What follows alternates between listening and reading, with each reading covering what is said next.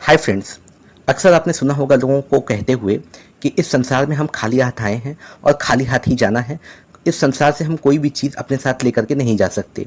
लेकिन ये आपने गलत सुना है, ऐसा बिल्कुल नहीं है। अगर मैं आपको बताऊं तो हमारे अंदर एक आत्मा होती है जो कि परमात्मा का ही एक अंश है। लेकिन जब हम इस धरती पर आते हैं, क्योंकि हम इस धरती पर पहली बार तो नहीं आए हैं, कई हजारों लाखों वर्षों से हम लगातार इस धरती पर आ रहे हैं और इस धरती से हम वापस जा रहे हैं। हर बार जब हम इस धरती पर आते हैं तो कुछ नए संस्कार लेकर के आते हैं, और जब हम यहाँ से जाते हैं तो कुछ कर्मों के बोझ और कुछ नए संस्कार भी लेकर के इस धरती से हम जाते हैं। मित्रों, यहाँ मैं आपको सबसे पहले बताऊं, हर एक आत्मा के अपने कुछ संस्कार होते हैं।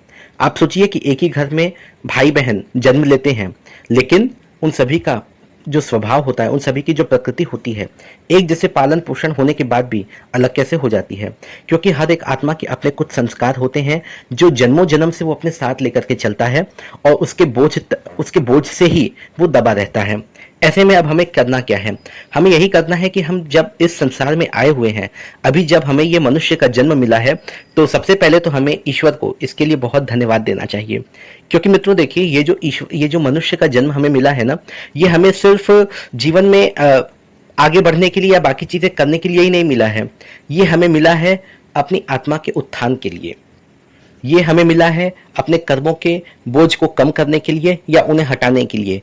ये हमें मिला है अपने आत्मा के संस्कारों को बदलने के लिए।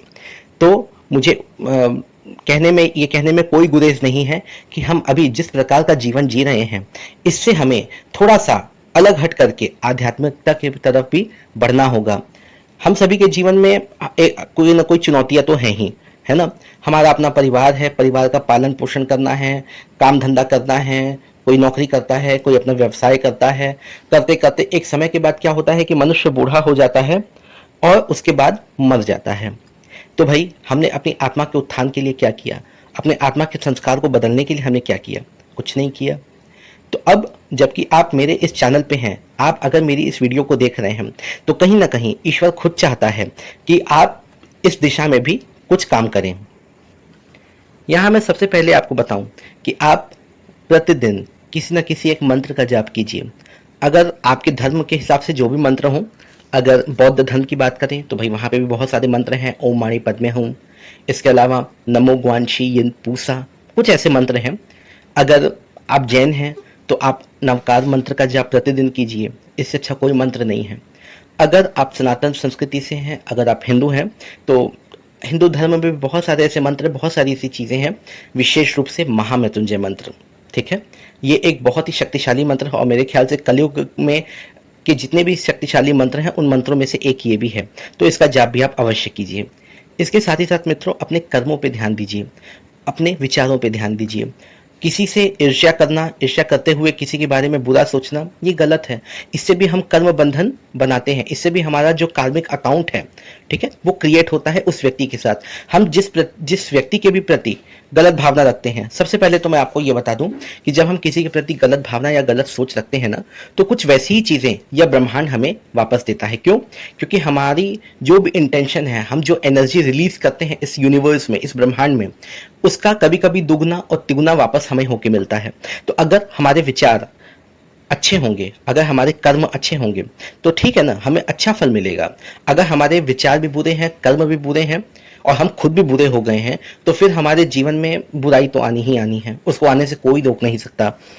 तो अपने विचार और अपने कर्मों पर भी हमें ध्यान देना होगा।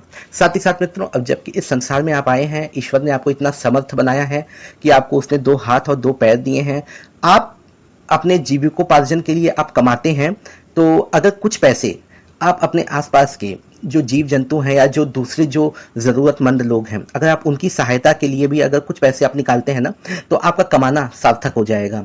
जी बिल्कुल, अपने परिवार का पालन पोषण, अपना स्वयं पालन पोषण तो हर कोई करता है ना, लेकिन हमें सिर्फ अपने ऊपर ही नहीं, हमारे आसपास में जो जीव हैं, हमें उनके कल्याण और उनके उत्थान के बारे में भी हमें ही सोचना है। इसीलिए तो मनुष्य का जन्म मिला है हमें। तो आप ये काम भी कीजिए। और इसके बाद जो सबसे आखिरी चीज़ है जो आप कर सकते हैं, वो ये करिए कि प्लीज़ मेरे चैनल को सब्सक्राइब कीजिए, वीडियो को लाइक कीजिए और दोस्तों के साथ भी शेयर कीजिए, ताकि इस तरह की बातें और लोगों तक भी पहुंचनी चाहिए।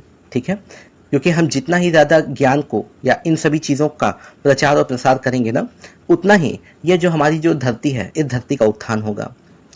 तो मित्रों, यहीं पे आपसे विदा लेता हूँ। धन्यवाद।